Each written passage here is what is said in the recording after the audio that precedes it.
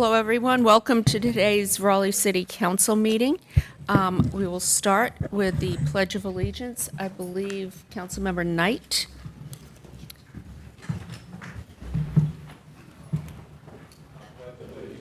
To the flag of the United States of America, and to the republic for which it stands, one nation, under God, indivisible, with liberty and justice for all.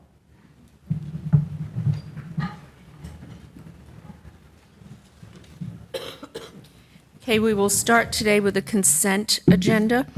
H4 has been pulled. Could we have a motion for the remainder? So moved. Second. All in favor? Aye. Okay, Councilmember Stewart has asked to be recused from voting on this, so could we have a motion for that? Move for approval to recuser. All in favor? Aye. Aye. Okay. Do we have, Move for approval to approve H4. Second. all in favor? Aye. Aye. Okay, that was all unanimous, Clerk. Thank you. Next, we have the report and recommendation of the Planning Commission.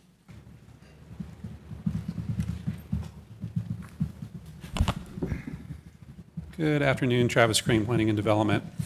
We will start off with the report, just taking a look at the landscape for items that are currently calendared for the next few meetings. You see we've got 5 items for November 15, 1 for December 6, and then 2 for January 3. And here's a snapshot of the requests as they're coming to you with staff recommendation for the dates, and I'll end on that slide once we wrap up. So I'll start off with the text change TC 322, which is an omnibus item. This just contains a number of changes to the code. You've seen an omnibus in the past. The idea behind these is that it would clean up language in the code, make corrections to typographical errors, or fix inconsistencies with state law. So this went through our review process. You've seen this before on the front end in great detail. Planning Commission recommends approval 6-0, and staff recommends a public hearing date of November 15. So the first zoning case here is Z5121 on Atlantic Avenue. It's almost 7 acres in size. Request is to rezone from IX3 parking limited to CX20 conditional use. This is consistent with the future land use map and comprehensive plan. Planning Commission recommends approval 6-0, and staff suggests a public hearing of December 6. Next is Z4622 on Old Pool Road. This is a request to rezone about 13.5 acres from R4 to RX5 conditional use. This is consistent with the future land use map and comprehensive plan overall. Planning Commission recommends approval 6-0, and staff recommends public hearing date of December 6. I would note on this item, the applicant has asked to add a frontage to this zoning application, so the parking limited frontage would be added to this application when it's presented at public hearing. Next is Z5522, a collection of properties along Johnson Street and St. Mary's. It's about 2 acres in size. The request is to rezone from NX3 Urban Limited and NX5 Urban Limited to CX12 Urban Limited conditional use. This is consistent with the comprehensive plan, but inconsistent with the future land use map, which means there would be a change to the map if this were approved. Planning Commission recommends approval of this request 5-0, and staff suggests a January 3rd public hearing date. Z6222 is a parcel on Crosslink Road, about 10 acres in size. It's a request to rezone from R6 and R10 conditional use to R6 conditional use. This is consistent with the future land use map and comprehensive plan. Planning Commission recommends approval, and staff suggests a public hearing date of July 3. Z9021, did you have a question, ma'am? January 3? Did I say July? Yeah, let's go back to January. That's good. I'm just, I'm bothered that we're already scheduling things for 2023, maybe. I hear you. So Z9021 is a request to rezone property on Falls of the Noose Road and Millbrook Road, about 23.5 acres in size. RX3 to OX5 parking limited conditional use. This is consistent with the comprehensive plan and the future land use map and urban form map. Planning Commission recommends approval of this, and staff suggests public hearing date of January 3, 2023. Z3822 is a parcel on Oak Hill Drive, about 26 acres in size. Request is to rezone from MH, that's mobile home, to R6. Planning Commission recommends approval of this request 6-0. Planning Commission did identify a need to just take a larger look at services in this area, and this is a conversation that we've had initially with the City Council. We'll continue this conversation as we see development that happens on the east side, particularly east of the river, about service provided to those properties. The suggested public hearing date is January 3rd, 2023. And that concludes my presentation. I'll bring up the list of recommended dates for you.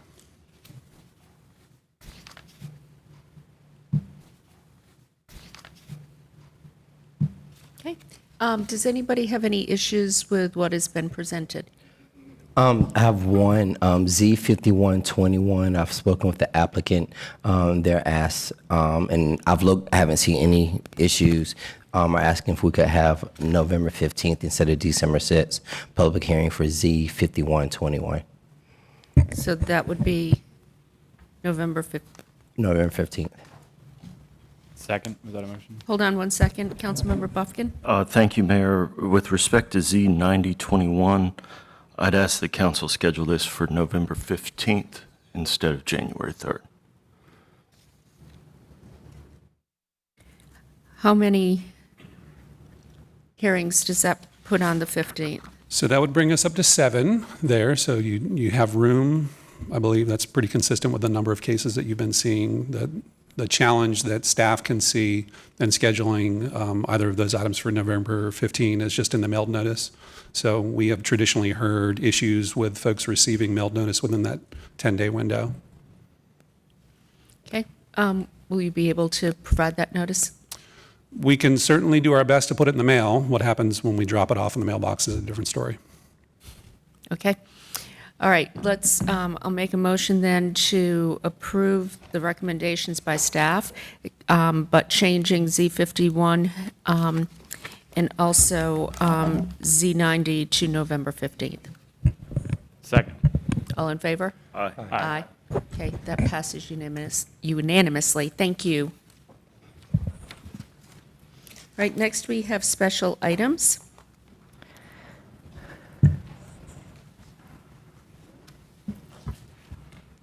You heard this, you saw this at Report of Planning Commission at your previous meeting, and the item was held so that you could, might see additional conditions from the applicant. They have offered a new condition that addresses public parking, shared public parking here.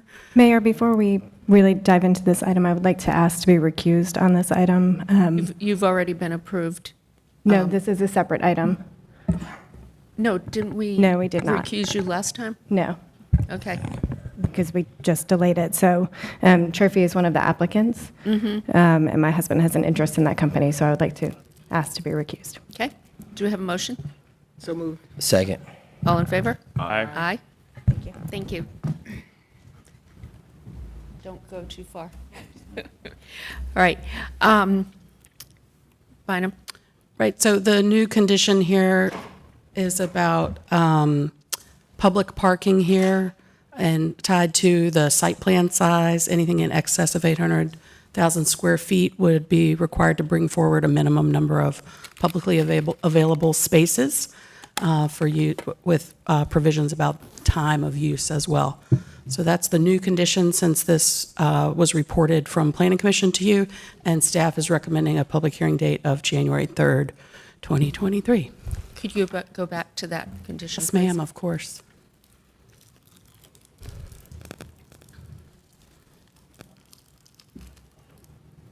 Okay, thank you. Do we have a motion to set the public hearing? It'd be my motion to set it on January 3rd, 2023. Second. All in favor? Aye. Councilmember Buffkin? You Aye. good? Okay. Unanimous, clerk.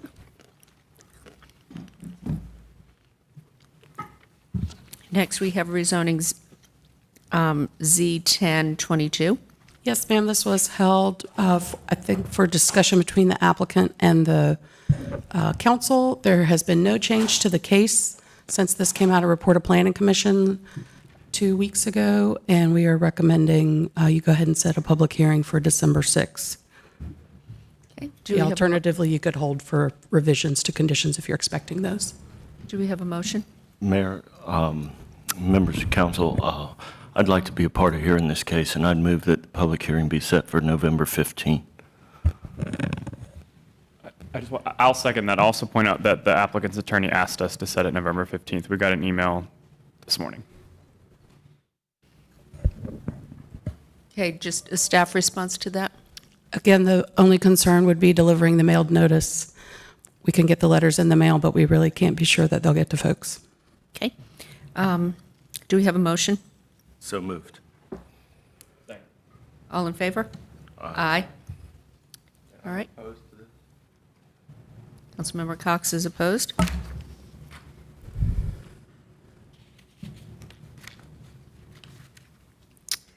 Let's see, next is rezoning Z2322. This public hearing closed at your previous meeting, and the applicant has revised their conditions to expand the conditions under which additional stormwater controls would apply. So the bulk of the conditions have not changed, but these last two have added a language that indicate that the additional control would apply to not only Tier 3 site plans, but also subdivisions, which makes the conditions more restrictive, and it expands the criteria under which the controls would apply. Okay. Do you have any comments? Motion? Motion. Councilmember Fort? It's my motion to approve. I move to adopt the proposed consistency statement dated November 1st, 2022, containing the agenda materials, and to approve the zoning amendment with the adoption and effective dates described in the agenda item under recommended action. Second. All in favor? Aye. Aye. Opposed? Councilmember Cox is opposed. Clerk, thank you. Rezoning Z3222 Millbrook Road. Yes, ma'am. This item and the next one are related. They're adjacent to each other. This item has changed since you received your Planning Commission recommendation. They have revised their conditions to allow eating establishments that had previously been prohibited. And this is ready for you to set a public hearing for this item. And then the next item on the agenda, TCZ 3322, again, adjacent, that item has not changed. Would recommend that they be set for the same date. Okay, and you're recommending November 15th for both. I move approval of the recommended action. Do we have a second? Second. All in favor? Aye. Aye. Opposed? I'm opposed to setting this date because we do have people that have written to us that are opposed to this, and I think an afternoon session will make it difficult for them to participate. Okay, Councilmember Cox is opposed. Next, we have the report and recommendation of the city manager. Good afternoon, Mayor and Council, and happy November. It is kind of hard to believe it's November. Sorry to interrupt. I'm not sure we scheduled the text change. Did we do both of them at the same time? Yes. Oh, we did. Okay. All right. Sorry. Let's try it again. Happy November. So with that, today we have 5 items, and then we have an update at the conclusion of my report. The first 2 are related, and we have Wayne Miles from Stormwater here to frame up the 2 items. First is stormwater policies that will speak to drainage assistance programs from stream stabilization, and the second is drainage assistance program for amendments to the drainage assistance policy. So as opposed to Wayne, I see Chaz, so Chaz Webb will present these 2 items. Thank you very much. Good afternoon, Madam Mayor, members of council. Very pleased to be here. I'm Chaz Webb with Stormwater Management of the Engineering and Services Department. So today we are going to be talking about 2 policies.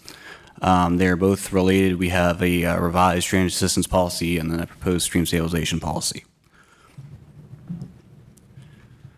So just a background, an overview of the Drainage Assistance Program. This is a voluntary program that helps private residents with flooding. And here we see a picture of a project that we had at Everett Drive. This is garage flooding that was caused by an undersized pipe. So we went in, upsized the pipe, and helped alleviate the flooding. Just a background of the Drainage Assistance Program. It started as a cost share program in 1989. That was a 50-50 split. Over the next 27 years, it evolved to where it is fully funded by the city.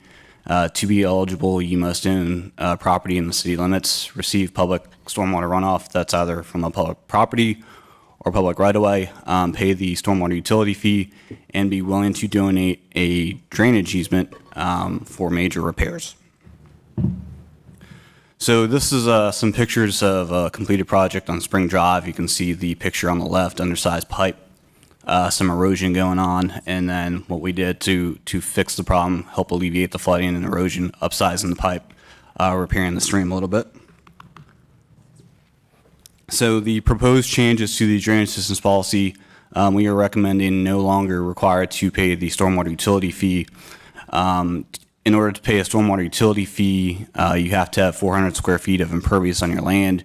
There are a lot of properties that may not apply to, such as minimally developed properties, HOA common areas, so we'd like to include those as well. The project must meet or exceed city standards when practical. That language when practical was added as well. And we want to change the definitions and code citations to match state and federal regulations, as well as the Unified Development Ordinance. Next, we have the proposed stream stabilization policy. This is a separate policy, but it is to address stream bank erosion that would not otherwise be covered by the Drainage Assistance Program, which is typically driven by the safety criteria within the scoring system. This results in projects being focused on improving water quality and protecting other infrastructure such as sewers. We'll have a picture on the next slide showing that. The picture on the left is Petworth Court. That was a project that we did. You can see that the stream erosion is getting fairly close to the house there. The picture on the right is what the stream stabilization program would be more intended for. You can see there's really no structure that's being threatened, but repairing that stream would improve water quality.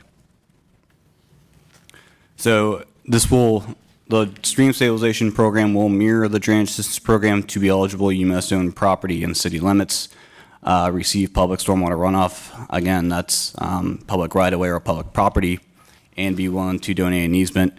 And you will not be required to pay the stormwater utility fee, so we can be more inclusive of areas such as HOA common areas. So staff is recommending the approved proposed stream stabilization policy as approved by the Stormwater Management Advisory Commission, as well as approving the revised drainage assistance policy as recommended by the Stormwater Management Advisory Commission. So I thank you, and I will take questions. Do we have any questions or comments? Councilmember Branch? So this, just making sure this one presentation includes both 1 and 2 of these items here. And I just want to say thank you for your work.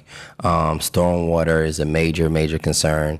And I'm hoping that the committees will also take a deeper dive into construction runoff, because I think that is something that is becoming, we're receiving more and more calls about. So if we can just put more attention there, that would be greatly appreciated. You can certainly do that. Thank you. Any other comments? Real quick, thank you, Madam Mayor. As a liaison to the Stormwater Management Advisory Committee, thank you for working with them closely on this, and remind us of the public process that y'all went through as you came up with these recommendations. So this went before the Stormwater Management Advisory Commission for 2 months. The first month was, as I recall, August. We made some changes, and we proposed it again in September for that meeting. Okay. Can you give a little background on what prompted these changes? Yes. So for the drainage assistance policy, which was a policy that was presented first, we noticed areas of improvement. As mentioned, with the when practical meet or exceeds city standards when practical.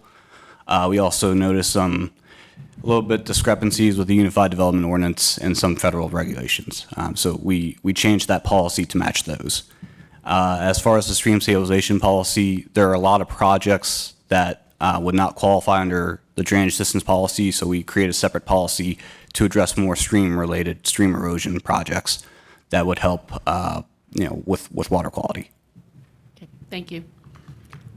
Any other questions? Okay. Do we have a motion? So moved. Is that for one and two? Yes, ma'am. Can you, or just one for now? Are you doing one by one, or are you making motion? That was just for one. I thought it was jointly, was a joint presentation for both. I think you did the presentation for both. Is We that did the correct? presentation Okay, for both, just make yes. sure the motion says for 1 and 2, and you can do it together. So move for, in support of both policy recommendations. Second. All in favor? Aye. Aye. Anyone opposed? Okay, thank you. That was unanimous. you very much. Clerk. Thank you. The next item is the Pines at Peach Road. You will recall at our last meeting, we talked about an affordable housing partnership and an opportunity to partner with a developer in that site. And so Michael Moore from the city manager's office / transportation is here to talk about a cost-sharing opportunity at that same site. Thank you, Marshall.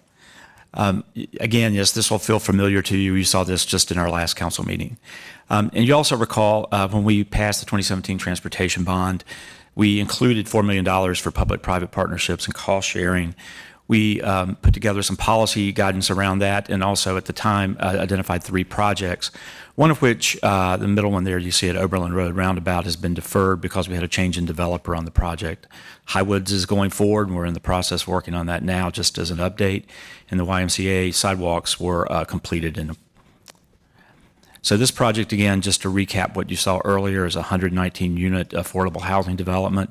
It's in this area off of Peach Road that is connected back to South Saunders by Fenwick and Iliagnis. Not a lot of great connectivity into the neighborhood, but it would put in place 119 units at 30 and 60% AMI, which is really good affordability for the area, and it's adjacent to our Southern BRT corridor. And you'll note at the October 18th meeting, you approved some financing for this. That financing is also contingent upon the approval of this cost share agreement today. So just real quick, what you see here are the 2 roads that we would be partnering with the developer on. One to do a new connector road that will connect the terminus of Peach Road back to Fenwick. We'll talk to the scope on that a little bit, but that'll have some bike ped improvements adjacent to that. And the other is a multifamily road, so it looks like a typical parking lot, but that is part of our street design guidance. That would actually have a little stub that helps connect us back out to the extensions that we'll do for Wilmington Street when we do our BRT project. So again, we'll build a new neighborhood street that has got a 10-foot wide multipurpose path. That variance from the UDO has been passed, and we're ready to go on that. A new multifamily street is not required by the project, but it does help provide sidewalks and connectivity there. Then also provides that stub out to the future Wilmington Street BRT. Total estimated cost on this is about $1.4 million. We're here today because we're going to ask for your guidance and approval to waive one of the policies. So this follows the policy guidance wherein the developer does most everything that's involved in this. Our cost share is typically a 50-50 split, but we're working with a developer to do a 25 private, 75% city share on that. And we, having reviewed this, believe that because this does further that goal of more affordability adjacent to our transit projects, could support that. So today, we're asking you to authorize to continue those negotiations with that waiver. Okay, do we have any questions? No questions? Okay, Councilmember Fort. Do you need a motion or? So I would move that the staff be authorized to continue the negotiations in terms of what you've outlined in the agenda to get the cost sharing agreement back to us. Second. All in favor? Aye. Anyone opposed? Nope. Thank you very much. Unanimous. Thank you. The next item is our annual comprehensive financial report. So we have Allison Bradshaw from Finance Department going to give us an update on where we closed out the fiscal year on June 30th.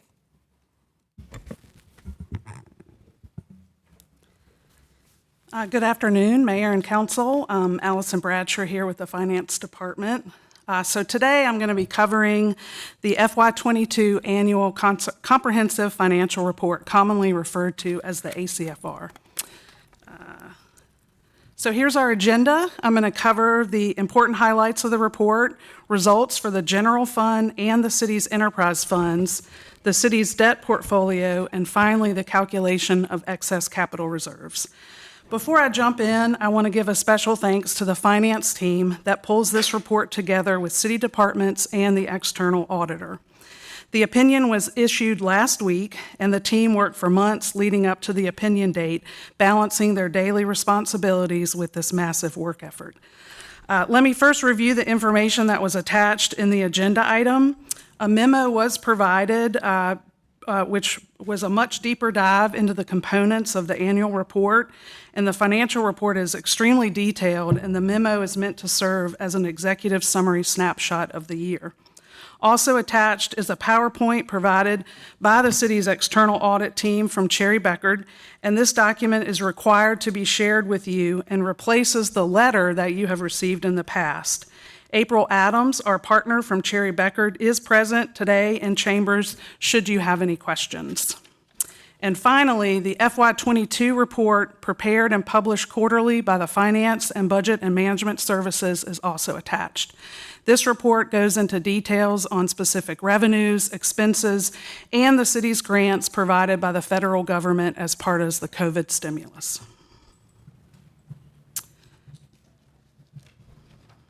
So I am pleased to inform you that the city received a clean opinion and there are no concerns expressed by the independent external audit team.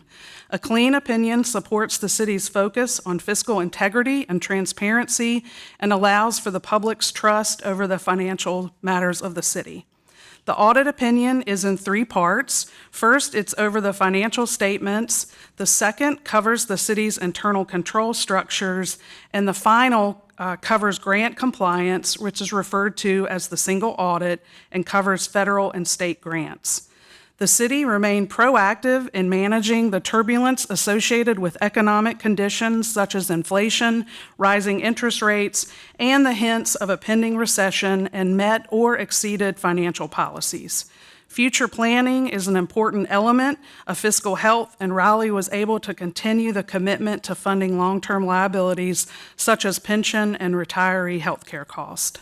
The city was able to maintain a AAA credit rating, which serves as a continued reassurance that taxpayers and ratepayers are receiving the lowest interest rates available in the marketplace. All of these components ensure the city's finances remain strong and support fiscal stewardship. The importance of trust and transparency is a responsibility shared by all city staff and is expected by our residents and users of our city services. Now let me transition to the results of the general fund, which is the main operating fund of the city. The chart on the right-hand side of the slide shows budgeted revenues and expenses compared to actual results. General fund revenues did exceed the budget and are broken down into 4 groups: property tax, sales tax, user fees, and all other revenues. Property tax, which is the single largest revenue, met the annual budget. Sales tax, which is the most volatile and depends on consumer spending and confidence, exceeded budget, and collections were $25.7 million better than budget. So let me elaborate a bit on sales tax collections given the large budget variance. Consumer spending through June of 2022 remained strong despite concerns over a pending recession and world events that impact consumer confidence. One of the main drivers of strong sales tax collections that's still with us today is inflation. The inflation rate seen in 2022, which continue to hover around 8%, leads to higher cost of goods, which drives higher collections. User fees exceeded the budget, and this was driven by development and permitting activity, which remains strong in Raleigh and continues to see commercial and residential projects across our city. Also, Parks user fees saw a strong rebound in revenues collected as more programming and events were held in FY22 than during the pandemic. Expense management continued to be a major focus, and actual expenses came in at 94% of the budget. Higher than average vacancy rates experienced in almost every city department also led to personnel and benefits spending as a percent of budget to be slightly lower than prior year. The combination of higher revenues and expense spending less than the base budget led to the general fund's operating revenues exceeding expenses by $30.5 million. This excess increased the amount available in general capital reserves, which I will review in a few slides. This slide highlights the 6 enterprise operations that operate like a private business where users pay directly for the services. The chart has a column for each of the enterprises and shows revenues collected compared to spending and calculates if revenues collected were more or less than expenses. In addition, if the enterprise received a subsidy from the general fund, that is also highlighted in the last line of the chart. These enterprises are the Performing Arts Center as a part of the Convention Center complex, transit, and solid waste. All of these enterprises met expectations with parking and Raleigh water using small amounts of fund balance, while the other enterprises were able to add to fund balance. I do want to note that the Convention Center complex and transit received large grants, which enabled the enterprises to create additional fund balance. With transit remaining fare-free for the current year, this will be a fund that staff will monitor, as well as the Convention Center as events and meetings continue to rebound. There are detailed results for each of these enterprises in the memo and in the annual report, starting on page 107. This chart highlights the city's allocation of debt between general government and debt which supports our enterprise systems. A well-balanced blend of city debt is important, and Raleigh has a nice allocation of general government debt, which funds city infrastructure like roads, parks, and city facilities, and enterprise debt, which is used to fund water and sewer infrastructure, along with the Convention Center and parking decks, and is paid for by users of the system. I mentioned earlier the city is a AAA-rated credit entity for general obligation and Raleigh water bonds, and the city has a large outstanding and authorized debt portfolio totaling over $2 billion. The debt portfolio is supported by financial models which monitor metrics and expected revenues needed to fund future debt and spans years into the future. Debt activity last fiscal year included extensions of the general government draw program and a similar program for Raleigh Water. These loan programs have served the city well, and finance is making plans to take out fixed debt and start new programs in FY23. And finally, each year, with the close of the annual report, general capital reserves are calculated for the general fund and is a source of cash funding and is available at council discretion. The calculation used is from the Local Government Commission, and the city's policy is excess over 14% is available to council for one-time non-recurring needs or to be left as reserves. The policy of maintaining 14% fund balance reserves a little less than 2 months operating balance when compared to the annual budget. This year's balance is $24.096 million and is higher than years past, and in large part that's due to unprecedented sales tax collections and the higher than average vacancy rates experienced in city departments. Thank you for your time today, and we are working to place the annual report on the city's website. So this concludes my piece of the presentation, and if there are no questions, I will turn the presentation either back to the city manager or to Nick Sadler with Budget and Management Services. He will be bringing forward proposed uses of the general capital reserves. Okay, before we begin with Nick, I just want to ask if there's any questions of Allison.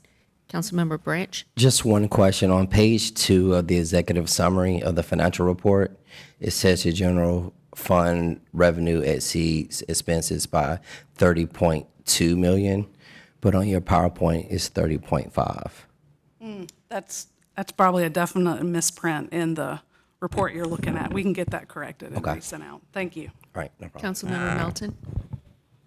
On the enterprise funds, our transit has run fare free since 2020. It's fare free in this budget.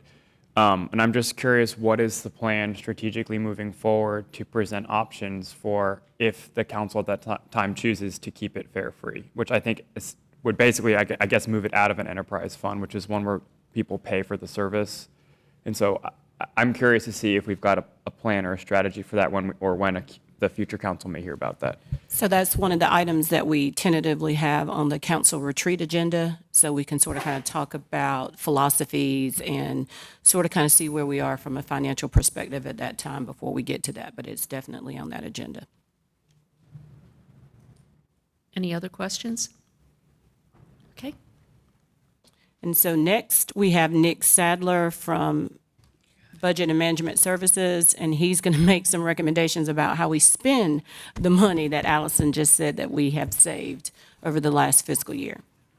Thank you, Marshall. Good afternoon, Mayor and City Council members. Nick Sadler from the Budget and Management Services Department. Thanks to Allison and her team for their work on the last presentation. It's a perfect setup for what I'm going to talk with you about today. I'm here to discuss the uses for general capital reserves. So today we'll review the proposed uses for general capital reserves. We'll go back over that definition one more time and place some recommendations on the table for you to consider. We'll recap the FY 2023 employee bonus presentation that you got back on October 11th. And then we'll have some follow-up from way back at your June 2022 budget work session where you approved the budget and asked us to bring back 2 items around unfunded petition sidewalk projects and street improvement projects, and then we'll wrap it up with some next steps. So as Allison mentioned, this year's reserve or general capital reserve excess is $24 million, and that money can be appropriated at council's discretion for critical, non-recurring needs or to maintain reserves. At this time, we are requesting council approve the use of general capital reserves for 3 items. The employee bonuses, and this number represents the general fund total only of $5.2 million, and I'll go into more detail on that later, but also the NHL Stadium game sponsorship that will be taking place in Raleigh in February of 2023, and our enhanced security program. So allow me a bit of time to go into those 2 items. So the city was approached by the NHL to sponsor the February 2023 NHL Stadium game between our beloved Carolina Hurricanes and Washington Capitals. This request is in alignment with other organizations like the Greater Raleigh Convention and Visitors Bureau and Wake County, which have already provided $200,000 to support this event. The enhanced security program, which is right at $900,000, stems from security enhancements that you approved at your July 5th, 2022 meeting.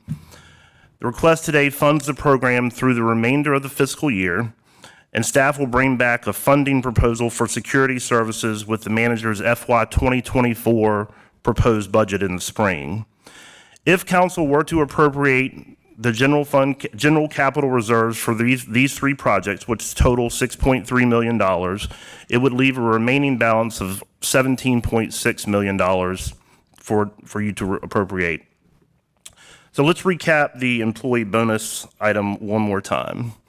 So Assistant City Manager Nikki Hill presented a great overview of the employee bonuses to you at your October 11th work session. First, I want to review the eligibility requirements. There has been one change that I want to make note of from that presentation. Because of the positive information that Allison just shared with the robust sales tax and the unprecedented vacancies we've had, we are now suggesting that the employees in the pay structure broadband executive family receive a $500 one-time bonus regardless of their salary range. So this would mean that every employee, full-time regular employee that has worked for the city on or before June 30th, 2022 would receive some type of bonus. So briefly going over the two bonus design plans that we presented back on October the 11th. This is the general employees and police and fire open range schedule that we shared with you. Again, these are employees that generally have lower earning potential in the organization. These are employees that are not always eligible to work or telework from home, and we are recommending a higher bonus amount for these positions. This slide depicts the broadband employees, which generally, compared to the general step employees that we just showed you, have higher earning potential. But we still have some pain points around these positions, particularly in finance, IT, and HR. So we were recommending a lower bonus amount for these employees, but still a bonus nonetheless.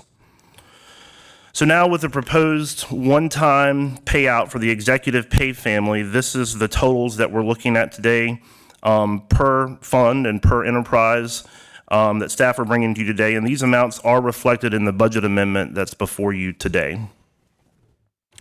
So switching gears a little bit here, this is going to bring you back to June 13th, 2022 at your budget work session in which you approved the budget. But the manager made a promise to you to bring back a presentation on the unfunded petition sidewalk projects and the unfunded street improvement projects. Those budget notes are included in your packet, in the memorandum in your packet today. And what I'm going to do is go through the unfunded petition sidewalk projects and then go into the unfunded street improvement projects. So what we've done here, this slide represents the entirety of unfunded sidewalk petition projects that have been approved by council. We've updated the cost to reflect the inflation increases that we've seen in the construction market, and we've also included an anticipated start and anticipated completion date. So in order to fully fund all of the unfunded petition sidewalk projects, we're looking at $4.4 million for that. The next slide represents the entirety of unfunded street improvement projects that have been approved by council. Staff have also here updated the estimated costs based on inflation and construction costs, and included the anticipated start and completion dates for each of these projects. This represents $9.7 million and covers approximately 6,000 feet of street improvements. So in summary, the total funding allocation that would be needed for the sidewalks and street programs is $14.9 million. If council wishes, staff can bring back the budget amendment at the November 15th council meeting that would appropriate funding where you direct. And just as a reminder, if council does fund these projects, staff suggests that you allow the remaining dollars, roughly $3 million, remain in reserve so that staff can go through the process of prioritization in the FY 2024 budget process, and prioritize those leftover dollars to the highest priorities. So our final recommendation, we're asking that you approve the budget amendment that approves the funds for the FY 2023 employee bonus, the NHL stadium game in February of next year, and the security enhancements for this fiscal year. And if council wishes, we can bring back that budget amendment on November 15th to program those unfunded petition sidewalks and unfunded street improvement projects. That concludes my presentation. I'm happy to take any questions. Councilmember Cox. A couple things. I'm assuming with these street and sidewalk improvement projects, those will be bid? They will be bid? Yes. Yes, they will. Yes. Okay, and I mean, because we're already saying what we're willing to spend on them. Like, for example, Granville Drive, $4.8 million. And so how do we get a good bid if we're saying that we're willing to spend $4.8 million? So that's one thing that's of a concern. Obviously, we want to get the best price and if we can, make our dollars go further so we can fund additional projects. The other thing I had a question about is I certainly support the NHL request, and it isn't much money, but I'm wondering why we don't take it out of the excess revenues that are coming in through the convention center, which is like over $6 million, and rather than out of this fund. So the convention center dollars are typically locked in because of the interlocal funding that we get from the Greater Raleigh Convention and Visitors Bureau. So they are generally not available to use for sponsorships such as this. They're only available to use toward the items and expenses that we would see at the Convention Center, Performing Arts Center, and Red Hat. Okay, thank you. Yep. Councilmember Melton, then Knight. On the unfunded petition sidewalk projects and the street improvement projects, that's a big price tag, and so that's tough. But I've also seen how transformative, particularly sidewalks, can be for getting folks where they need to go without a car and safely. I also am concerned that this body, though not necessarily always this council, has approved these projects that don't have funding allocated for them. And I know that we are looking, or staff is looking, at a better way to do sidewalks. And I think that a good way to start that new process may be to clear out the projects that have been committed already. So at least on the sidewalk piece, I would feel comfortable moving that forward. I know that the street improvement project is a lot, that's the bigger piece, that's almost twice as much. But I feel pretty confident that on the sidewalk program, we should honor the commitments we've made, clear out the backlog so that we can start fresh with a new program. And I do think that pedestrian safety and connectivity is very important. Councilmember Knight. Thank you, Madam Mayor. And I agree with Councilor Melton on that. I also want to include, obviously, we made commitments on the street improvements as well. So I think they both need to move forward, and I appreciate those being included in these recommendations. I do have a question about the time frame of these projects, especially the street improvements. Almost 3 years. Again, I don't know, intimately the length of that we're going to be improving the length of road and sidewalk, but that seems like a long time frame to have these in construction and not completed. So just asking about that. Yes, sir. I'm going to ask Michael Moore from the City Manager's Office / Transportation to come up and fill that question. Yeah, thank you. Again, so this is based on us doing this with internal resources, make sure that we can keep our prices, to the points earlier, as low as we can. So based on internal resources, that would be the earliest we would be able to start. We would do that, work through our normal process through design, our outreach to the community, and so on. These are tried to be kind of conservative timeframes. So it could be that some of these may actually go a little bit sooner. Some may take a little bit longer, but if you look at this, it seems like 3 years, but it's really about 30 months. And if you look at from kind of where we're traditionally in our street improvement project like this with the community engagement that we do, that's typically about where we're running. Okay, thank you. And I think from my perspective, I think we need to expedite these as much as possible. The commitments have been out there. These folks have been waiting a long time. So the more we can do to prioritize these projects that we've committed to, the better, I think. So thank you. Thank you. Councilmember Fort. Don't leave, Michael. My question is for you, actually. So with the Carolina Avenue street improvement project, and it's going from Western to Powell, and we've got BRT planned in that area as well. Can you kind of give like an explanation of what the project itself is, and is there any importance as relates to the BRT? So thank you. Yes, council member, if you'll recall, you've had folks before you from the community here from Carolina Avenue. That's a street that is largely ribbon pavement, very little sidewalk on it at all. This project would come in and put in that curb and gutter, would help address some of the stormwater issues that you've heard about there in the community, and it would provide that sidewalk connections for the better part of from Western to Powell. So it does have some pretty significant impacts enabling people to get to BRT there on Western Boulevard, either by walking or biking. So. Okay. So some of the feedback I'm hearing then is council is interested in budget amendments that would allow for employee bonuses, the building security enhancements, the sponsorship of the NHL stadium game, as well as the sidewalks and roadway improvements. Is that okay? Then I will make that motion. Second. I'm going to fight about who made the second. Move things along here. Councilmember Buffkin, okay, is seconded. All in favor? Aye. Aye. Thank you. That was unanimous, clerk. Thank you.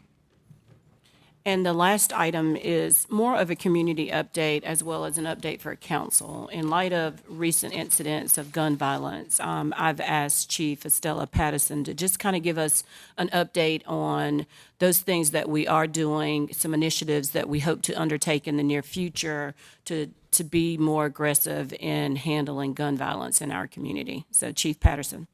Yes, ma'am. Good afternoon, Madam Mayor, council staff, Chief Patterson, Raleigh Police Department. I'd like to just take a few points, as the manager has stated, just to talk about Hedingham, the incident there, and then also to speak briefly about the violence across the city that we are seeing and our response to that. So with respect to Hedingham incident, certainly our prayers continue to be with the community as we search for answers, trying to determine the why that this incident occurred. The investigation is ongoing, of course. Since issuing the 5-day report on October 20th, RPD detectives have been back out to Hedingham to do a second canvass of the community, continuing to look for any witnesses or anyone who could provide further information. We have also interviewed school officials, friends and families of the suspect, as well as the victims, in hope of learning more information that led up to the incident. Based on what we've gathered so far, we do believe that the suspect acted alone, but of course we still don't know the exact motive of why he did it. We are working very closely with the DA's office on the next steps in terms of appropriate criminal charges. The State Bureau of Investigation is continuing their investigation into our officers who discharged their service weapons. Since the incident, RPD officers as well as Wake County deputies have been out to the Hedingham community just for a presence. I went out there about a week and a half ago. I was very happy to see that children are back on the playgrounds playing, people are out golfing, trying to get back to a sense of normalcy if we can. We will continue to have a presence in the community because we know there is a sense of uneasiness, but we want to assure residents that we're doing all we can to make sure that they are safe. Just overall talking about gun violence that we're seeing, this continues to be, of course, a national conversation, but it has come to our community as well. And, you know, collectively, we all have to do what we can to keep firearms out of the hands of those that should not have it. Year to date, we have seized 921 firearms in our city compared to 745 last year this time. In the past 28 days, we've seen a slight uptick in our violent crimes with the use of firearms, but we are continuing to use a data-driven approach to address the violence that we're seeing, and it's part of our 5-year firearms reduction strategy plan that has 3 pillars to it. One of those pillars is just partnering with our community, which we're doing with the Violence Interrupter Program, which you provided the funding for.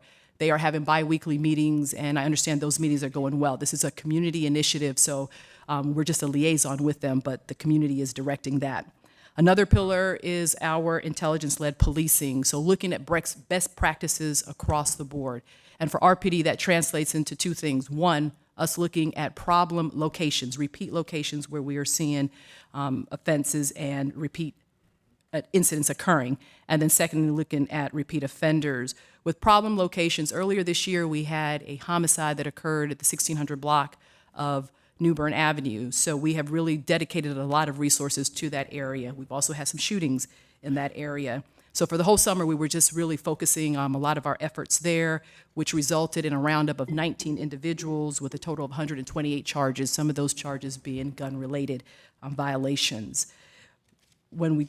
Aside from locations, we've also been looking at problem individuals. Earlier this year, in June of 2022, we partnered with our federal partners to do a roundup of repeat offenders. So we ended up indicting 27 individuals for a number of charges. 26 firearms were seized in that roundup, as well as 200 rounds of ammunition. So again, that's just part of our best practices approach. One of the things that we're really relying on as well is technology to be force multipliers for us. We have expanded the use of our NIBIN program, and if you're not familiar, NIBIN is the National Integrated Ballistic Information Network. And basically, as we are seizing weapons, we are test firing them to see if there's any linkage with other crimes or other weapons that are being used. We've seen success in that area, so we want to continue to expand NIBIN and make sure that we're test firing every single weapon that we seize.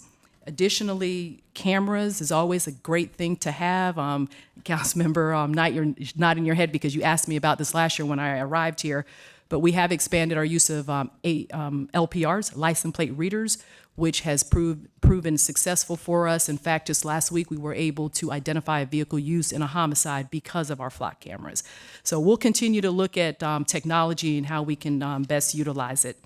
The third pillar with our strategy program or our strategy plan is officer training, making sure that our officers have situational awareness of what is going on and being in those locations where we predict or we believe that there might be criminal behavior or violent crime associated with guns and handguns. One last thing that we are doing, just last week I met with the governor's office, several chiefs from around the state to talk about gun violence, and one of the things was brought up as an initiative that the governor's office is doing statewide. It is a campaign, and they are looking for trusted messengers to facilitate information concerning gun safety. They're also going to be providing gun safe locks and looking at legislation to be able to charge adults more harshly for providing weapons and ammunitions to minors. Because with Raise the Age, I think people think that if you put a gun in the hands or make it accessible to young people, that they won't be charged. So they will be charged as an adult, but we want to make sure that those individuals who are putting those firearms or making them accessible, that there's more stringent charges for that. So that is something that I know that they're going to be working on, and RPD will be participating in the education campaign and helping to move forward anything that we can to try to get guns out of the hands of those who should not have them. So just overall, it's a laser focus for us when it comes to violent crime. That is something that I have spoken about repeatedly, that I want to make sure that we're reducing in our city. So with that, I'll take any questions you might have of me. Yes, sir. Councilmember Branch. Thank you for the update. If a community member wanted to get involved with the community-led program, how would they do that? The community in the intervention, Yes. In the beginning. I would say that you would direct that to Gerald Givens, who is the president of the NAACP. I know that he has taken the lead on that. Okay. And we certainly can get that information out if we need to. Thank you. Councilmember Cox. Yes, I mean, it's my opinion that we need to go further. I think what you've talked about today is great. Those are great steps. But we really need to go further, and we need to be able to, as a city, to be able to recommend to the state legislature changes in state law. And we have great resources in the triangle, and I've identified some of these as, for example, at Duke University, the Department of Psychiatry and Behavioral Sciences. They have renowned, well-recognized researchers such as David Jeffrey Swanson and Dr. Jeffrey Swanson, Dr. Michelle Easter, Dr. Allison Gilbert, and others who actually study gun violence. And I really appreciate you saying we take a data-driven approach. If we take a data-driven approach, then we need to bring in these resources to make recommendations to us that we can take to the state legislature so that we can take the politics out of it and we can base recommendations on state law on science. And so in my recommendation going forward to this body is that because we are the capital city, because we have experienced this mass shooting, and there haven't been very many mass shootings in the history of North Carolina, and just since October 13th, we've had many other shootings in Raleigh and in the surrounding area. It's not going away, and if this mass shooting had happened in a school or a shopping center or other crowded place, the results would have been far worse. So my recommendation is that we should actually look into forming a commission that consists of these experts from Duke and UNC, law enforcement, education, and the community, so that we can take a look at existing law and make recommendations to the state legislature for changes. Absolutely, I agree with you 100%. North Carolina Chiefs Association has started that process, council member, but I'm happy to even take some of the recommendations you have, the names that you have, and explore that a little bit further. Yes, sir. I know you will. Or perhaps you could add them to the interrupted program that Gerald is leading. Yes, ma'am. Thank you. Anything But else? instead of duplicating efforts, let's work with what we are doing, and we have funded that extensively. So perhaps there could be some leads in there. Thank you. And I will just add to this, I have talked to our lobbyist and asked him to look at, there's been a bill filed that would support funding for the education program, safe storage education. Ask him to add that to our legislative agenda, as well as funding for mental health. And so we will take up a legislative agenda at the council retreat. Thank you. Thank you, Chief, for that update. So thank you, Mayor and Council. That concludes my report today. Thank you very much. Okay, now we have matters scheduled for public hearing. This is rezoning Z3922 on Forestville Road. Yes, ma'am, you opened the public hearing at your previous meeting. You heard from the applicant and a neighbor, some neighbors who had concerns. There's been no change to the case since you heard this 2 weeks ago. As I understand it, the neighbor who had concerns about buffer and other elements of development has withdrawn his objection. And then the question about historic resources on the site, this is not in a National Register district or adjacent. There's no landmark resource here. Anything that's here is unidentified and unevaluated. So that's information I have from the staff side. I know the applicant is here as well and can answer any questions you might have. Okay, thank you. Councilmember I just want to say I spoke with a neighbor that had expressed these concerns, and he is satisfied and supports the rezoning. And so when we're ready, I'll make a motion to approve the matter. Okay. Is the hearing open, Bynum? Yes, ma'am, it was held open until this afternoon. Yes. So I'm going to close the hearing then. And Councilmember Cox? I move to adopt the proposed consistency statement dated November 1st, 2022, containing the agenda materials, and to approve the zoning amendment with the adoption and effective dates described in the agenda item under recommended action. Second. All in favor? Aye. Aye.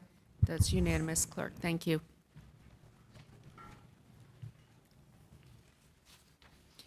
Next, we have the report and recommendation of the Stormwater Advisory Commission. Lots of stormwater today. Oh, yeah. Good afternoon, Madam Mayor, council members. Appreciate the opportunity to come before you today. We are going to present the Stormwater Management Advisory Commission's annual report and propose work plan for this fiscal year. I have with me the Reverend Jamon Taylor, who is the chair of the Stormwater Management Advisory Commission, as well as I'd like to acknowledge Graham Smith, the vice chair, is with us here today.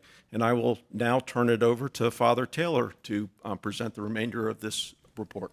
Father Taylor. Thank you, Wayne. Good afternoon, everyone. Good afternoon. Just a little bit about SMAC. You see before you our mission statement, which is to be the smartest stormwater program possible to economically and equitably achieve our mission. So a little bit about fiscal year 23 work plan priorities. We'll advise staff on sustainable development projects and water quality programs for streams and lakes. We'll continue to support watershed planning and asset management, assist with CIP and drainage system policy implementation. You heard about that a little bit earlier with CHAS, incorporating equity and inclusion consideration into stormwater policies and programs. This is one of the things as chair that I've really been an advocate for. How can we better engineer equity into our framework? Looking at different socioeconomic status folk, as well as those neighborhoods that have not been or received the amount of investment that other communities have as well. How can that be a part of our framework so that the programs we offer are open to all? And then provide guidance for UDOs and then spread education awareness for stormwater, water quality, and then flood management. So that's what our plan for 23. Some of the projects that we've been working on, we've done 2 CIPs with engineering scopes, and design contracts have been signed for that. As far as drainage assistance, SMAC has approved 10 projects that total a little bit above $1.8 million. We have 39 projects approved, or that we approved, or that were approved in 22, that value almost $250,000. And then 41 of those projects have been completed this year. And the image to your right is the Silver Cell stormwater device at John Chavis Memorial Park. And as someone who is in Southeast Raleigh, I'm proud that John Chavis Park is a shining example of how stormwater and design can come together to benefit not only the community, but also the environment. Also, under stream restoration and water quality, more than $2 million in grants funded for water quality projects. Under GSI, what we've done in 22, the Walnut Creek subsurface gravel wetland is an example, the Glenwood Avenue bioretention, and then the Glen Eden pilot project, park bioretention, which the picture is to the right, and then the Peterson Street linear bioretention, which is also near the Walnut Creek Wetland Center. And then under programs and policies, just to update you, we supported equity and inclusion in our ARPA-funded projects. We reviewed different stormwater rate fee options to increase the level of service that we can offer, supported staff in enhancing and expanding storm and flood mitigation efforts and technology, and that has proved beneficial this year because of the number of large storms we've had, and then we've adopted and implemented floodplain regulations. We provided input to the watershed master planning process. We approved the Upper Durant Lake project, that $750,000 grant, and then supported municipal MS4 programs of audit and implementation, and then provided recommendations for the advancement of green stormwater infrastructure in Raleigh. I want to say, as chairs, just give a gratitude to all of you, Raleigh City Council, for your support of stormwater, and also just wanted to say how much of a pleasure it is to work with Raleigh stormwater staff. They are tremendous and have really helped us as we, again, try to come up with an equity framework as we try to be stormwater smart. I'll answer any questions. Either I or Wayne can answer questions. Any questions? Councilmember Branch? Definitely, thank you for the presentation and all of your hard work and everything. I'm gonna put the same request to you all that I put to the staff. When we talk about stormwater, construction runoff is a major issue. If there's anything, any ideas that you all can see or come up with that we can better improve how we address, that stormwater runoff from these construction sites, that would be definitely, I think, helpful. That's something, I've been on SMAC for 3 years. That's something, at least since I've been on, we've concentrated. What I say is that when we look at flooding, particularly in areas that historically flood, not only are we battling climate change, but what I call non-climate stressors, which is construction. And if you look at a place like Walnut Creek, was at that low-lying 40 square mile watershed, the more impervious surfaces that are built upstream, because Walnut Creek begins in Cary, then the more water that flows in already flood-prone areas. So stormwater, with Wayne Miles leading the city's effort, has been very responsible, and we continue to see what we can do, particularly around planning, and not only looking at how stormwater impacts construction locally, but what's the impact 100, 1,000, a mile downstream. Okay. And one last thing, thank you. You mentioned something, and also if our staff, I'm sure you are, but continue to work with our other partners, because as you say, water coming from Cary that impacts that same stormwater, the water stream, it matters. So if we can work with our other municipal partners, I think it will be greatly appreciated to those that are even further south than us. Okay. Councilmember Knight? Thank you, Madam Mayor. Yeah, as a liaison to SMAC, I just wanted to tell you how much I appreciate and we appreciate all the work that SMAC has continued to do through COVID, all the work that y'all have gotten done. This really shows a lot in the earlier presentation by staff. So thank you, Dr. Taylor and Mr. Smith, for y'all's leadership, and also to Mr. Miles for staff working with SMAC on this. I love to see green stormwater infrastructure front and center. Hopefully that will continue to be even more a priority for us as a city as we move forward. So thank you very much. Anything else? Good work. Thank you. Thank you. Next, we have the report. Mayor, do you want to approve their work plan? Oh, approve the, yeah, I was looking at the receiving part, yes. Okay. So moved. Second. All in favor? Aye. Okay, thank you. That was unanimous, clerk. Next, we have the report and recommendation of the Substance Use Advisory Commission.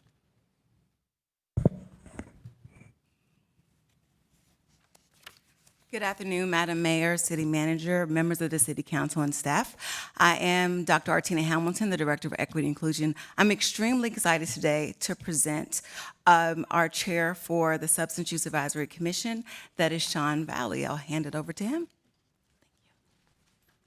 Good afternoon. Thank you for having me. I'm going to present our proposed work plan for the 2023 fiscal year, as well as give you some highlights as to what we've done and how we're pivoting the Substance Use Advisory Commission a little bit in the upcoming year and hopefully moving forward. I'll also note that you just heard from SMAC, and now we're going to hear from SUAC. I think we have a lot of similar acronyms here. So you can go to the next slide, please. The Substance Use Advisory Commission was actually started back in the 90s. Our aim is to eradicate the suffering of all persons affected by or at risk of substance use. So we are targeted both at direct substance use issues as well as broader impacts such as mental health related concerns that might lead people to substance use. And we're also focused not just on direct users of substances, but also the others in their families, communities who might be affected by their use as well. We advise City Council on trends, issues, and needs related to substance use and associated mental health, promote best practices, advocate for local policy initiatives, serve as liaisons to the community, facilitate opportunities for collaboration, and actively advocate to reduce substance use stigma in our community. In past years, including last year, a lot of our efforts were focused on collaborations with organizations and other service providers in the community. Some of those accomplishments we had were with partnerships with the Poe Center and the Recovery Community of North Carolina. We helped facilitate and partner with them to do some educational initiatives, as well as to support the Rally for Recovery of North Carolina, which was held in Dix Park last month. We regularly work with the Raleigh Police Department to host medicine drop-off events.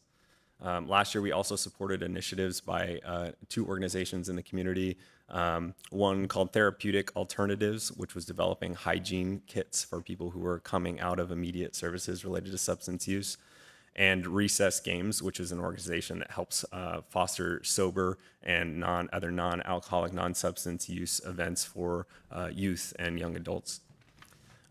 Several members of the SUAC team also attended the Alcohol and Drug Council of North Carolina's annual conference, which was held out in Wilmington, and participated in conversations about substance use issues affecting the whole state. So for this year, we're trying to pivot slightly to help address some broader needs. Like I mentioned, a lot of our work from the past years has been collaborating with existing entities in the community, which we still want to focus on. But we've identified that there are two overarching concerns and challenges for us before we're able to really serve in a advisory capacity to you as city councilors. And those two concerns are this. First, we as a SUAC and we as a Raleigh community really lack a comprehensive understanding of the scope and effects of substance use in our community. There just hasn't been a deep dive by our commission into aggregating data and other information about these issues in our community. And secondly, there is not currently an adequate opportunity for existing service providers and related organizations to come together and collaborate. So you'll interact with one organization that may know of other organizations addressing similar issues in the community, but there's not necessarily a clear path that someone might go through if they're at risk of or going through treatment related to substance use. And there just does not exist that kind of an opportunity for those organizations to collaborate that way. So to that end, our commission this year is really going to focus on gathering, aggregating, and distributing information related to substance use and mental health issues in our community this year. We are also going to actively engage with residents and service providers to help collect that data and insights, both from a purely quantitative as well as from a more qualitative standpoint about these issues. And then we want to focus on better collaborating with organizations in the community, collaborating with you as counselors, and communicating and collaborating with other organizations in the Raleigh government. So we have a few different what we call task force rather than just specific committees, with the goal that these task force have specific items that they'll hope to achieve this year. And then hopefully next year during our next work plan, we will have new task forces or new tasks for these task forces to achieve. Our community engagement task force is really going to be focused on directly engaging with the public to, again, gather information, gather an understanding of the issues here. Our collaboration task force is going to primarily be working on either existing or new initiatives in the community to help foster collaboration in Raleigh, as well as partnering and collaborating with external organizations outside of Raleigh that do similar initiatives such as us. For example, one thing we're working on right now is collaborating with a similar substance use advisory organization that helps advise the Apex mayor to try to establish a more regional understanding as well. One other goal of the collaboration will be to more actively serve an advisory role with you as counselors, and to ultimately, one of our goals to hope lay the foundation for a conference to build that collaboration and that space for collaboration in 2024. Our final two task force here, we have the information gathering task force. They'll be working with the community task force to understand how they're engaging, but also they're working with folks who actually do more quantitative research on substance use related issues to try to, again, gather more data here and get that out both to you as counselors as well as to the broader community. So again, we can understand what the needs are in our community. And finally, we have an internal operations task force that is dedicated to creating a more comprehensive operating structure for our commission and is working on some specific steps to help reduce stigma, both in our organization as well as throughout the Raleigh city government. Moving forward, I have a few specific asks today. Obviously, we would like you to approve the work plan that you've been provided and have reviewed. We would absolutely appreciate attendance at our monthly SUAC meetings, second Wednesday of every month from noon to 1:30. We would also encourage community and intergovernmental collaboration on these issues. And we would greatly appreciate you utilizing SUAC and policy discussions on issues that might affect substance use and mental health issues in Raleigh. We have a team on our commission who are experts in this field and can help provide strategic insight into how issues either directly or indirectly might be affecting the items we're tasked with. So I'll take any questions. Otherwise, thank you for having me. Councilmember Melton? Yeah, it's not a question, and I'm not even sure if it should be in the work plan. I just want to flag that you and I discussed the social district pilot and the data that the city will be receiving towards the end of the year into early next year. And I would like to flag that we have this commission sort of look at that if there are any substance abuse issues or things that we need to be thinking of as we look to making that pilot permanent and replicate in other places. I think that's a good opportunity for collaboration. So I just wanted to flag that, and I'm happy to move to approve the work plan at the appropriate time as well. Councilmember Buffkin? Just a brief comment. Thank you for being with us and the work you're doing for our community. I love everything you're talking about here, and in that spirit, wanted you to know, if you weren't aware, that a new treatment facilities recently opened in District A. I went to the groundbreaking of New Waters facility off of Wake Forest Road, And if you're not in touch with those folks, I'd like to make that introduction and help you all work together and do good work for our community. I would appreciate that Thank introduction. you. Thank you. Just want to say thank you for all the work you all are doing. I want to thank your vice chair for continuing to help keep our lines of communication going and everything as a liaison. And I move to approve your work plan. Oh, I have an addition. Oh, okay. Okay.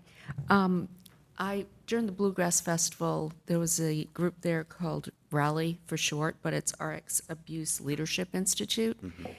And the work that they do, they're based out of DC, but they travel. And it was an eye-opener. And I think that could be a beneficial thing, especially if there was a community event.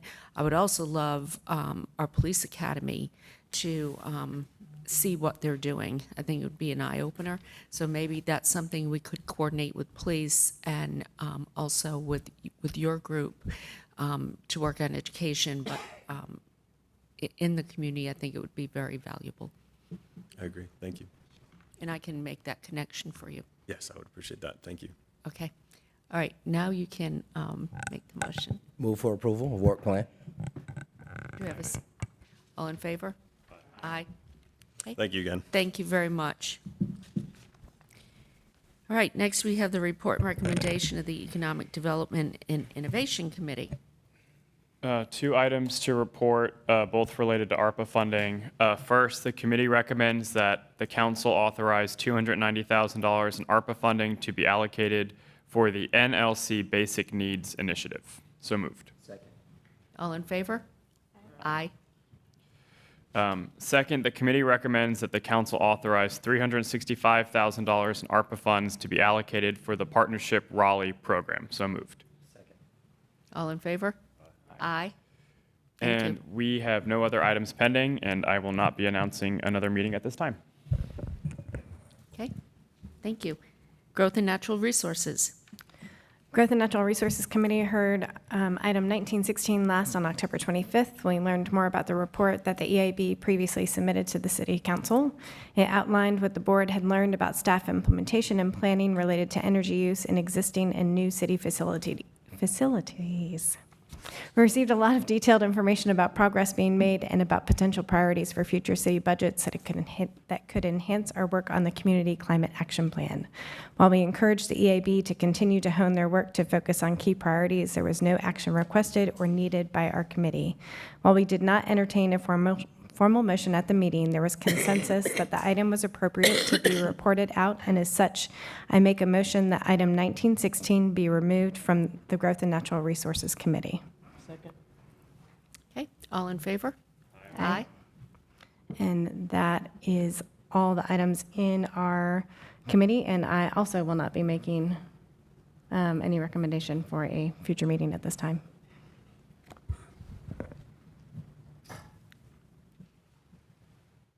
Safe, Vibrant, and Healthy Community Committee. We have 2 items. The first is related to the Midtown Corridor Municipal Service District feasibility study.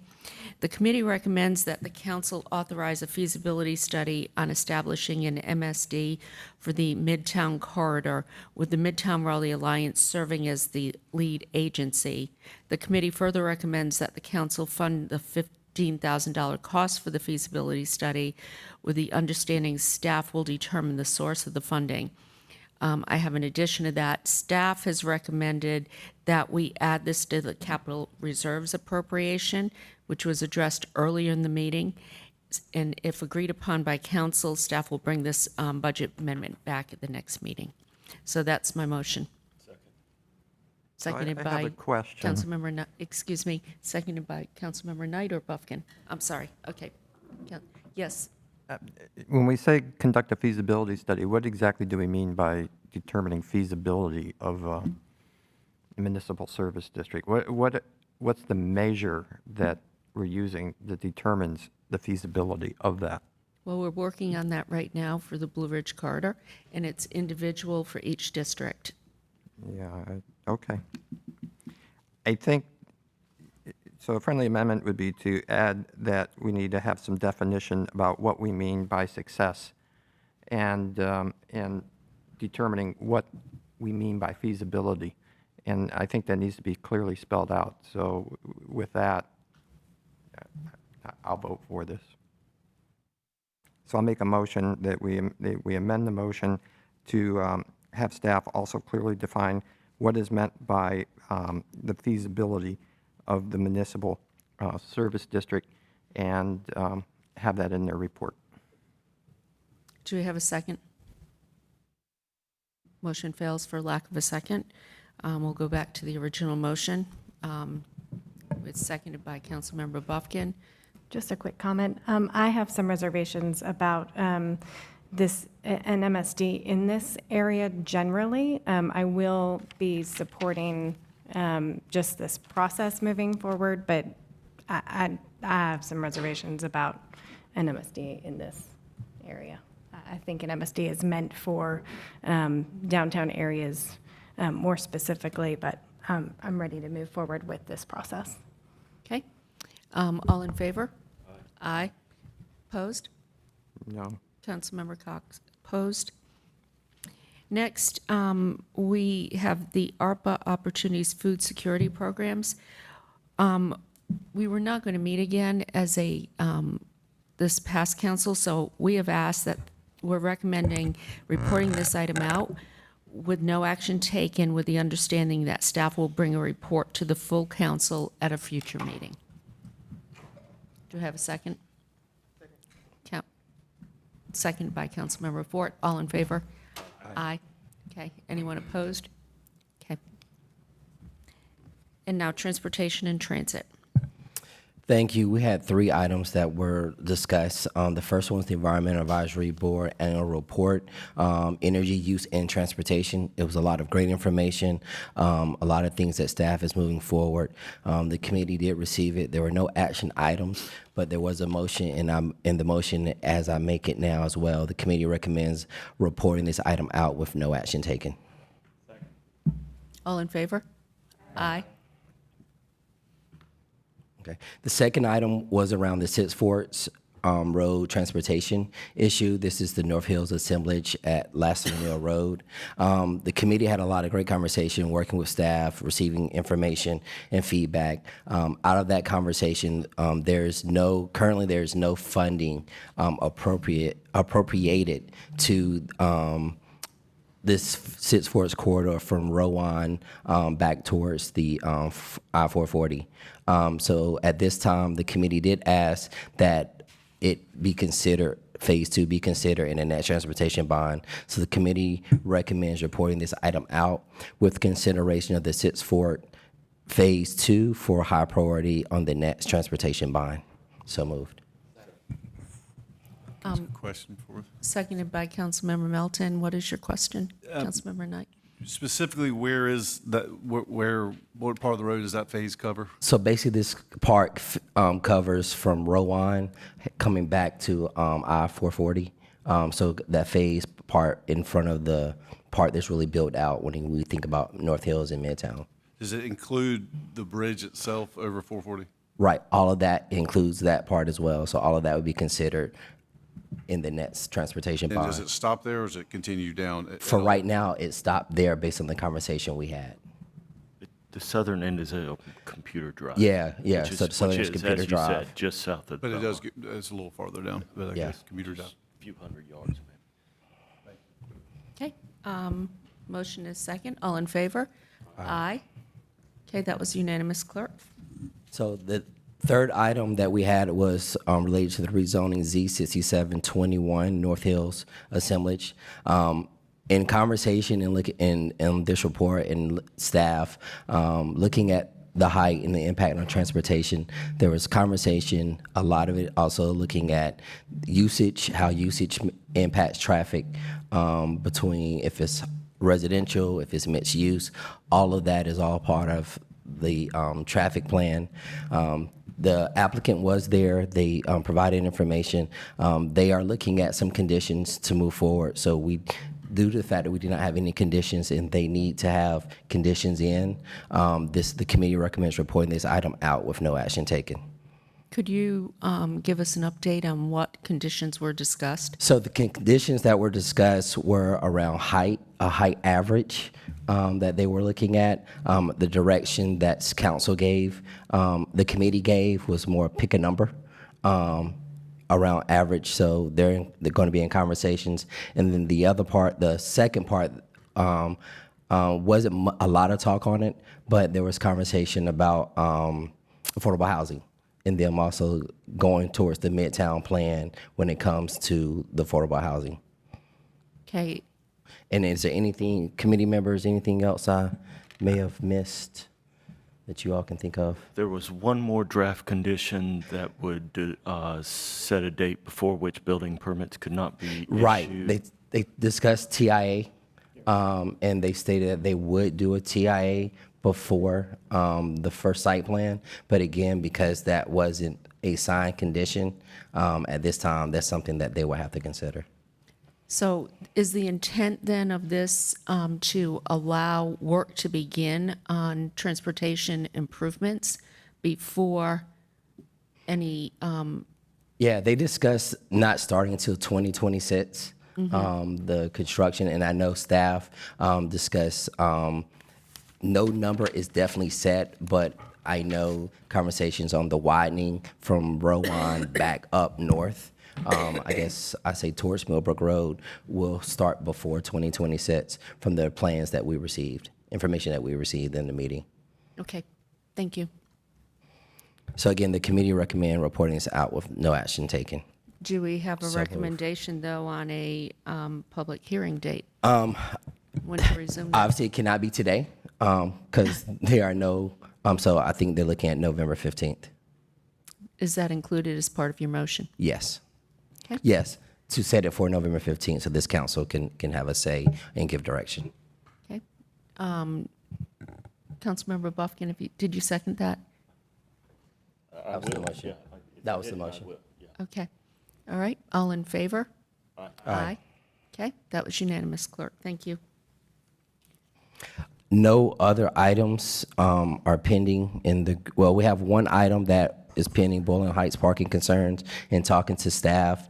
That item will be held over until there is another Transportation and Transit Committee meeting, and that more than likely will take place in 2023. Okay, thank you. Next, we have the report from the mayor and city council. Council member, Mayor Pro Tem Stewart. I have no report. Okay, Councilmember Fort. No report.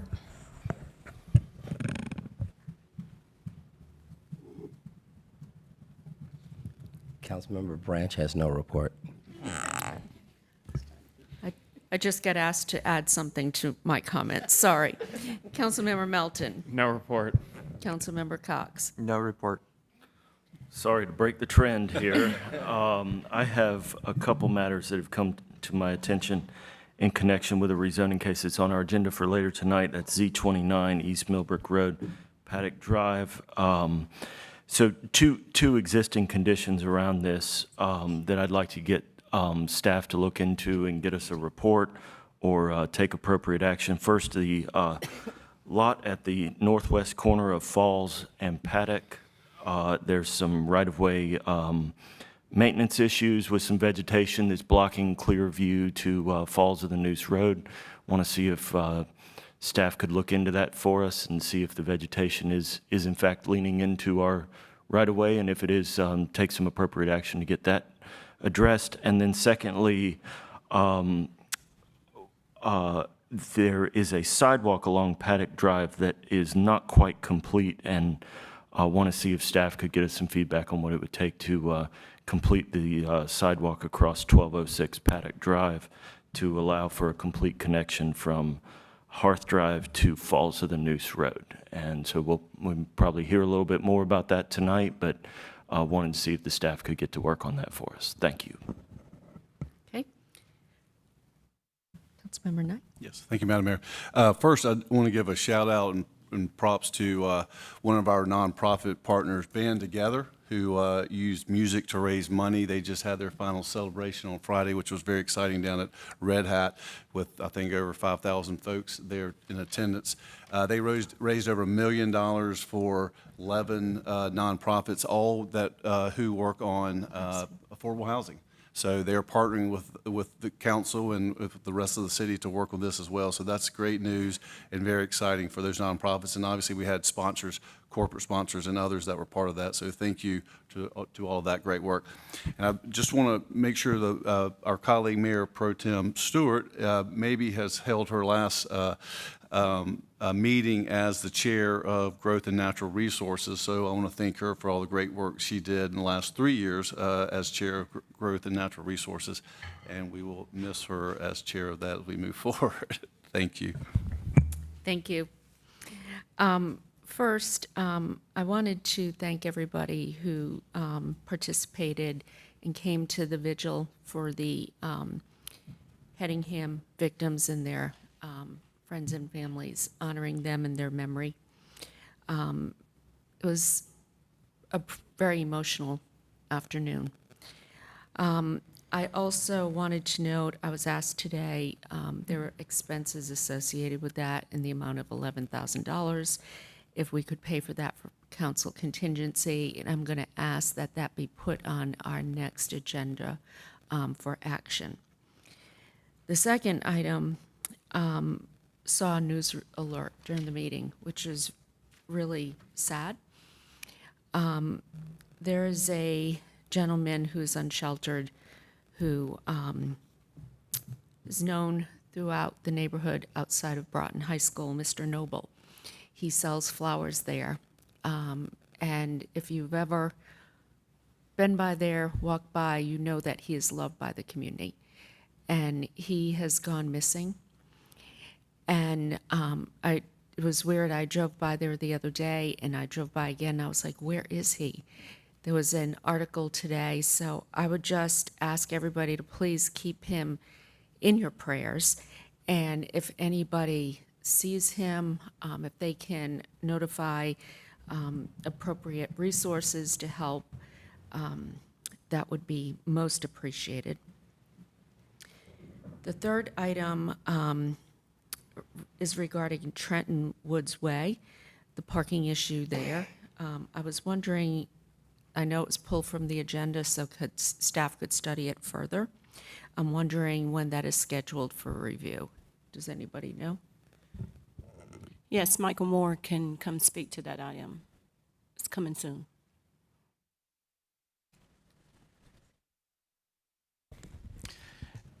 Mayor, that's correct. We had asked to pull that for a few weeks while we could do a little bit more research and try to do some collaboration with the state on a couple of items. We can have that back on November 15th. Okay. Yeah, the neighborhood had reached out to me on several occasions, so I'll let them know when to expect that. We're working hard to try not to do, if you will, a whack-a-mole where we kind of push one problem down and have it pop up another place. And we're trying. We thought we were going to be able to find a good solution to that, so we'll bring that back and share that with the council. Okay, thank you. And then my final item, announcing the cancellation of the November 9th work session. There were a number of council members who could not make it, so we will obviously meet tonight, but then have our last meeting as this council on November 15th. Thank you. Clerk, it is now up to you, appointments. The first item is Appearance Commission. You have 3 alternate vacancies. There were no nominations. The second, Arts Commission, you have 1 regular vacancy. Dwayne Hall received 3 votes. Aurilla Belfield was nominated by Councilmember Fort and Councilmember Stewart. The next is the Fair Housing Hearing Board. You have 1 regular vacancy, no nominees. The Historic Cemeteries Advisory Board, 1 regular vacancy, no nominees. Historic Resources and Museums Advisory Board, 3 regular vacancies, no nominees. Human Relations Commission, 1 regular vacancy. Mary Thompson received 2 votes. Alexandria Webb was nominated by Councilmember Melton, so that'll be on your next agenda. Police Advisory Board, 1 regular vacancy. Victim Advocate slot, no nominees. And the last is the Raleigh Convention and Performing Arts Centers Authority. You have 1 regular vacancy and no nominees. Then, let me catch up with myself here. On nominations, you just have 1 vacancy. You've received a resignation from, James Robertson from the Environmental Advisory Board, so you have 1 vacancy there. So that's all I have. Okay, thank you. Next, we have the report and recommendation of the city attorney. I don't have a report today, Mayor. Okay, report and recommendation of the city clerk. You have a couple of sets of minutes in your agenda packet for consideration of approval. Move for approval. Do we have a second? All in favor? Aye. Okay. And that's all I have. Okay, thank you. I understand there is no closed session today, so this meeting will be adjourned, and we will meet back here at 7 p.m. Thank you.